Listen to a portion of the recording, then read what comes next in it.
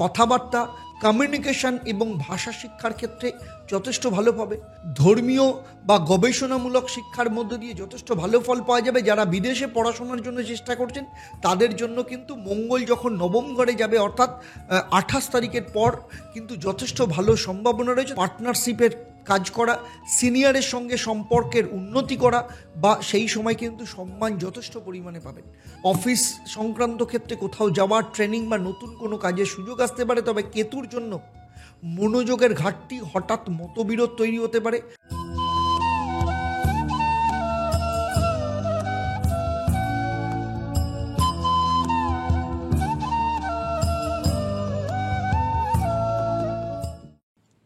ওম নমঃ শিবায়, হর হর মহাদেব, ওম ত্বংহিতারামা। নমস্কার, আমি অ্যাস্ট্রো পণ্ডিত দেবদত্ত, অ্যাস্ট্রোনমা আচার্য দেবদত্ত ফেসবুক পেজ এবং ইউটিউব চ্যানেলে আপনাদের সবাইকে স্বাগত জানাই। আজ আমি আপনাদের সাথে আলোচনা করতে চলেছি মকর রাশির জাতক জাতিকাদের জুলাই মাসের মাসিক রাশিফল, অর্থাৎ জুলাই মাস কেমন থাকবে আপনাদের শরীর স্বাস্থ্য, আপনাদের আর্থিক অবস্থা, আপনাদের পারিবারিক অবস্থা, বিয়ে, বিবাহিত জীবন, সন্তান ভাগ্য, পড়াশোনা, লাভ লাইফ, চাকরি, ব্যবসা, প্রত্যেকটা বিষয় নিয়ে আমি ডিটেলসে আপনাদের সাথে চর্চা করব। এর সাথে থাকবে আপনাদের জন্য একটা প্রশ্ন, যারা সঠিক উত্তর দেবেন তাদের জন্য থাকছে সারপ্রাইজ, এবং সেই সাথে থাকবে আপনাদের জন্য জুলাই মাসের লাকি কালার কী হবে এবং কি মহামন্ত্র আপনারা পালন করবেন, কি মহা উপায় আপনারা পালন করবেন যাতে আপনাদের জীবনের সফলতাকে আপনারা আরও বেশি করে কাজে লাগাতে পারেন।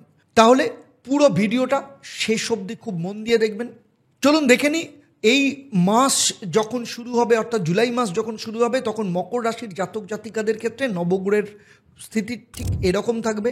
আপনাদের দ্বিতীয় স্থানে রাহু বসে রয়েছে, তৃতীয় শনি, পঞ্চম স্থানে শুক্র, ষষ্ঠে রবি, সাথে বৃহস্পতি বসে আছে, সপ্তমে বুধ।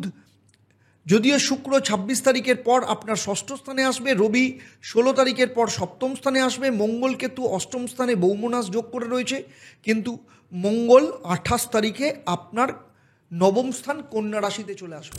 প্রথমেই দেখে নেব আপনাদের শরীর স্বাস্থ্য কেমন যাবে এই মাসে। শরীর স্বাস্থ্যের দিকটা কিছুটা মিক্সড রেজাল্ট পাবেন। বৃহস্পতি শুক্র 26 তারিখের পর একসাথে হবে ষষ্ঠ স্থানে, ফলে যাদের পুরনো কোনো সমস্যা রয়েছে, চিকিৎসা ভালো ফল মিললেও অতিরিক্ত ওজন বেড়ে যাওয়া, গ্যাস্ট্রিকের সমস্যা, ইউরিনারি সমস্যা অথবা হরমোনাল ডিসব্যালেন্স দেখা দিতে পারে। 16 জুলাইয়ের পর রবি এবং বুধ যখন সপ্তম ঘরে প্রবেশ করবে, একসাথে থাকবে বুধাদিত্য, এই সময় কিন্তু মাথা, চোখ, গলা কিংবা সেক্সুয়াল ডিজিজ সংক্রান্ত সমস্যা বাড়তে পারে। 28 তারিখের পর মঙ্গল ভাগ্যস্থানে গেলে অতিরিক্ত স্ট্রেস, পায়ে ব্যথার সমস্যা আসতে পারে। স্বাস্থ্য ঠিক রাখতে নিয়মিত হাঁটা, জলপান করা এবং বিশেষ করে বৃহস্পতিবার সাত্ত্বিক খাবার খাওয়া আপনার পক্ষে অত্যন্ত উপযোগী। আর্থিক দিক থেকে দেখতে গেলে এই মাসটা মকর রাশির জাতক জাতিকাদের জন্য খুব একটা স্থিতিশীল নয়, তবে সচেতন থাকলে কিন্তু লাভবান হবেন। রাহু আপনার অর্থভাবে রয়েছে, ফলে হঠাৎ করে টাকা আসা এবং সেই সাথে যাওয়ারও প্রবণতা থাকতে পারে। শুক্র বৃহস্পতি ষষ্ঠ স্থানে 26 তারিখের পর, মানে ঋণ মামলা। শুক্র এবং বৃহস্পতি ষষ্ঠ স্থানে মানে 26 তারিখের পর ঋণ মামলা মোকদ্দমা সংক্রান্ত আর্থিক কোনো দায়বদ্ধতা তৈরি হতে পারে। তবে যদি স্ট্র্যাটেজি মেনটেন করেন, নিজের বুদ্ধিকে কাজে লাগান, তাহলে ঋণ পরিশোধেরও সুযোগ পাবেন। 16 তারিখের পর রবি যখন বুধের সাথে সপ্তম স্থানে আসবে, বুধাদিত্য যোগ তৈরি করবে, ব্যবসায়িক বা পার্টনারশিপের মাধ্যমে ইনকাম বৃদ্ধি পাবে। মঙ্গল নবম স্থানে, ফলে এই 28 তারিখের পর কিন্তু কোনো ধর্মীয় কাজ বা বিদেশ সংক্রান্ত কাজে খরচের পরিমাণ বাড়তে পারে। কাজেই এই মাসের মাঝামাঝি থেকে বাজেট খুব ভালো করে মেনে আপনাকে চলতে হবে। লাভ লাইফের ক্ষেত্রে বলবো এই মাসে কিছুটা চাপের আসতে পারে, তবে সেই সাথে কেতু অষ্টম ঘরে রয়েছে, মানে গোপন প্রেম, অতীতের কোনো সম্পর্ক বা সন্দেহের কারণে মানসিক উত্তেজনা তৈরি হতে পারে। বৃহস্পতি এবং শুক্র ষষ্ঠ ঘরে থাকায় প্রেমের সম্পর্কগুলোতে চাপ, ভুল বোঝাবুঝি ও প্রতিদ্বন্দ্বিতা থাকতে পারে। তবে 26 জুলাইয়ের পর পরিস্থিতি কিছুটা স্বাভাবিক হবে। যারা দীর্ঘদিন ধরে রিলেশনে রয়েছেন, রবি এবং বুধের কারণে তাদের মধ্যে সম্পর্ক কিছুটা ঠান্ডা হতে পারে, কিন্তু ধৈর্য এবং সম্মান আপনাদের সম্পর্ককে উন্নতি করতে সাহায্য করবে। মকর রাশি নিয়ে আমি যে আলোচনা করছি তা কিন্তু আপনার জন্মরাশি এবং বর্তমানে যে গ্রহদের যে ট্রানজিট গোচর তার উপর কিন্তু নির্ভর করে। আপনি মকর রাশির জাতক বা জাতিকা হতে পারেন, কিন্তু অন্য মকর রাশির জাতক জাতিকাদের থেকে আপনার জন্মছক কিন্তু আলাদা, সেখানে নবগ্রহের অবস্থান আলাদা। আপনার যে বর্তমানে মহাদশা, অন্তর্দশা, প্রত্যন্তর দশার মধ্য দিয়ে যে সময় চলছে সেই সময়টাও অন্যদের থেকে আলাদা। আপনার হাতের রেখা, গঠন, গ্রহের অবস্থান, বাস্তু যেখানে থাকেন সমস্ত কিছু সবার থেকে আলাদা। তার উপর নির্ভর করে আপনি কতটা ফল পাবেন বা ফল পাবেন না।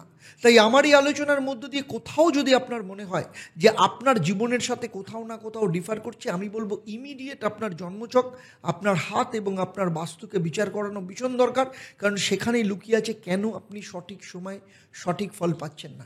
তাই যত তাড়াতাড়ি সম্ভব আপনার জন্মছক, আপনার বাস্তু এবং আপনার হাতকে বিচার করানো ভীষণ দরকার। চলুন এবার কথা বলবো স্টুডেন্টদের ক্ষেত্রে। এই মাসে ছাত্রছাত্রীদের জন্য কিছুটা চ্যালেঞ্জিং হলেও কিন্তু রেজাল্ট ভালো পাওয়া যাবে। বৃহস্পতি শুক্র 26 তারিখের পর ষষ্ঠ স্থানে, মানে প্রতিযোগিতামূলক পরীক্ষায় সাফল্য পেতে গেলে কড়া পরিশ্রম দরকার, যথেষ্ট হার্ডওয়ার্কিং দরকার। রাহু দ্বিতীয় ঘরে রয়েছে, মানে কথাবার্তা, কমিউনিকেশন এবং ভাষা শিক্ষার ক্ষেত্রে যথেষ্ট ভালো পাবে। 16 তারিখের পর রবি বুধ যখন সপ্তম ঘরে যাবে তখন কিন্তু উচ্চশিক্ষা, ধর্মীয় বা গবেষণামূলক শিক্ষার মধ্য দিয়ে যথেষ্ট ভালো ফল পাওয়া যাবে। যারা বিদেশে পড়াশোনার জন্য চেষ্টা করছেন তাদের জন্য কিন্তু মঙ্গল যখন নবম ঘরে যাবে অর্থাৎ 28 তারিখের পর কিন্তু যথেষ্ট ভালো সম্ভাবনা রয়েছে। তবে মনোসংযোগ ধরে রাখতে গেলে নিজেকে কন্ট্রোল রাখা ভীষণ দরকার। যারা আমার চ্যানেলে প্রথমবার এসছেন আমি বলবো চ্যানেলটাকে সাবস্ক্রাইব করার সাথে সাথে নোটিফিকেশান বেল আইকনটাকে প্রেস করবেন। আর যদি ফেসবুক পেজে দেখেন অবশ্যই পেজটাকে লাইক এবং ফলো করতে ভুলবেন না। সেই সাথে আপনি কিন্তু যদি আমার ভিডিও দেখেন এবং ভিডিওটা যদি ভালো লাগে তাহলে আপনার পরিচিত বন্ধু বান্ধব যত মকর রাশির জাতক জাতিকা রয়েছে তাদেরকে কিন্তু শেয়ার করবেন। চলুন এবার চলে আসব আপনাদের চাকরি ক্ষেত্রে। এই মাসে কর্মজীবনের ক্ষেত্রে নতুন কিছু সম্ভাবনার রাস্তা খুলে যেতে পারে। বৃহস্পতি শুক্র ষষ্ঠ ঘরে 26 তারিখের পর, মানে যারা অ্যাডমিন ডিপার্টমেন্টে রয়েছেন বা প্রশাসনিক বিভাগে রয়েছেন, আইনি বা সরকারি ক্ষেত্রে যুক্ত, তাদের জন্য প্রমোশন বা নতুন প্রজেক্ট আসার সম্ভাবনা রয়েছে। 16 তারিখের পর রবি বুধ যখন সপ্তম ঘরে যাবে তখন কিন্তু পার্টনারশিপের কাজ করা, সিনিয়রের সঙ্গে সম্পর্কের উন্নতি করা বা সেই সময় কিন্তু সম্মান যথেষ্ট পরিমাণে পাবেন।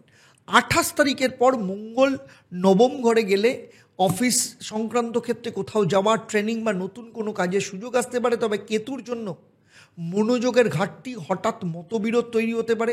অতএব অফিসে আপনার কিন্তু কমিউনিকেশন স্কিল বাড়ানো ভীষণ দরকার। বিবাহ এবং বিবাহিত জীবনের ক্ষেত্রে বলবো বিয়ের জন্য এই মাসে বিশেষ করে 26 তারিখের পর পরিস্থিতি কিছুটা আপনার ফেভারে অনুকূল হবে। বৃহস্পতি শুক্র 26 তারিখের পর ষষ্ঠ ঘরে যাওয়া মানে নতুন সম্পর্কের ক্ষেত্রে পরিবারের দিক থেকে কিছু বাধা আসতে পারে। তবে 16 জুলাইয়ের পর সপ্তম ঘরে গেলে পরিবারের সম্মতিতে বিয়ের জন্য নতুন কোনো প্রস্তাব আসতে পারে। বিবাহিতদের ক্ষেত্রে সম্পর্কের চাপ, শরীর খারাপ বা কর্মজীবনের প্রতি প্রভাব পড়তে পারে। যারা সন্তান নিতে চাইছেন কেতুর জন্য কিছুটা দেরি হতে পারে বা কিছুটা কনফিউশন তৈরি হতে পারে। চিকিৎসা সংক্রান্ত ক্ষেত্রে সিদ্ধান্ত নিতে সমস্যা হতে পারে। তাই এই সময় ধৈর্য এবং অ্যাস্ট্রোলজিক্যাল রেমেডি ভীষণ দরকার।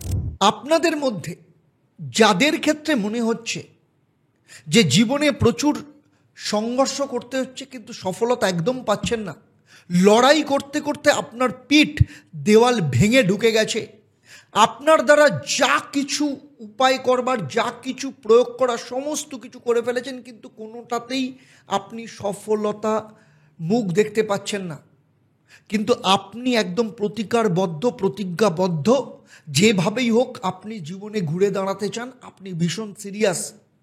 যদি সিরিয়াস হন এবং যদি প্রতিজ্ঞাবদ্ধ হন জীবনে ঘুরে দাঁড়াতে, আপনি সত্যি যদি চান আপনি এই জায়গা থেকে বেরিয়ে আসতে, তাহলে নিচে যে নাম্বার দেওয়া রয়েছে সেই নাম্বারে আপনি যোগাযোগ করে আমার চেম্বার অথবা অনলাইনে আমার সাথে কনসালটেন্সি বুক করতে পারেন। আমি আপনাকে দেখাবো আপনার জীবনে যতই কঠিন পরিস্থিতি হোক না কেন সেই পরিস্থিতি থেকে আপনি বেরোবেন কী করে এবং কী প্রতিবিধানের মধ্য দিয়ে আপনি আপনার জীবনের সফলতাকে পাবেন। তাই যারা চাইছেন আমার সাথে কনসাল্ট করতে, চেম্বারে আসতে অথবা অনলাইনে কনসাল্ট করতে, নিচের নাম্বারে আপনারা যোগাযোগ করতে পারেন। চলুন এবার কথা বলবো ব্যবসায়ীদের ক্ষেত্রে। ব্যবসায়ীদের ক্ষেত্রে বলবো এই মাসে কিন্তু একটু সতর্কভাবে এগোতে হবে। বৃহস্পতি শুক্র ষষ্ঠ স্থানে, মানে আর্থিক দিক থেকে চ্যালেঞ্জ 26 তারিখের পর আসতে পারে। কর্পোরেটে কিছু প্রতিযোগিতা বাড়বে। কেতু অষ্টম ঘরে থাকার জন্য গোপন শত্রুতা, আইনি ক্ষেত্রে কোনো জটিলতা দেখা যেতে পারে। 16 তারিখের পর রবি বুধ যখন সপ্তম ঘরে আসবে, ব্যবসায়ীদের ক্ষেত্রে পার্টনারশিপ, নতুন ক্লায়েন্ট বা সরকারিভাবে কোনো চুক্তি বা ডিল হওয়ার সম্ভাবনা রয়েছে। 28 তারিখের পর মঙ্গল নবম ঘরে গেলে নতুন এক্সপ্যানশন বা বিদেশ সংক্রান্ত কোনো ব্যবসার ক্ষেত্রে যথেষ্ট শুভ হবে। তবে যে কোনো চুক্তিতেই সই করবার আগে কাগজপত্র কিন্তু খুব ভালো করে দেখে নেবেন।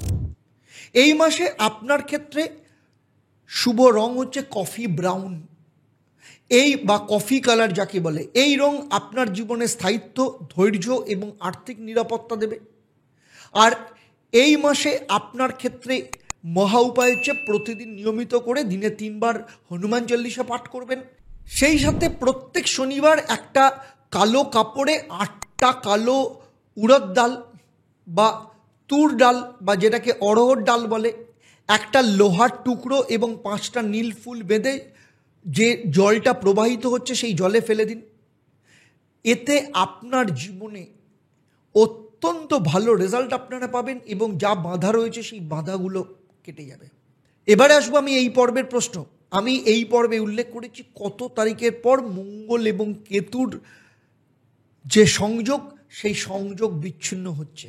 আপনাদের মধ্যে যারা সঠিক উত্তর দেবেন, লাকি ড্রয়ের মাধ্যমে আমি সঠিক উত্তরদাতাকে বেছে নিয়ে আপনাদের কিংবা আপনাদের পরিবারের কোনো একজন সদস্যের জন্মছক ও তার সমস্যা নিয়ে পরামর্শ দেব। আর আপনারা জানেন আমার এই পরিষেবা আপনাদের জন্য সম্পূর্ণ বিনামূল্যে থাকে। তবে অবশ্যই আপনাকে লাকি ড্রয়ের বিজেতা হতে হবে। তাহলে আজকের মতো বিদায় নিচ্ছি। আবার দেখা হবে আপনাদের সাথে পরবর্তী পর্ব কুম্ভ রাশির জাতক জাতিকাদের নিয়ে। আপনারা আপনাদের পরিবারের সাথে ভালো থাকুন, সুখে থাকুন, শান্তিতে থাকুন এবং নিয়মিত দেখতে থাকুন অ্যাস্ট্রোনম আচার্য দেবদত্ত এবং লাইভ ফোন ইন অনুষ্ঠান। নমস্কার। ওম নমঃ শিবায়। হর হর মহাদেব। ওম ত্বং হিতারামা।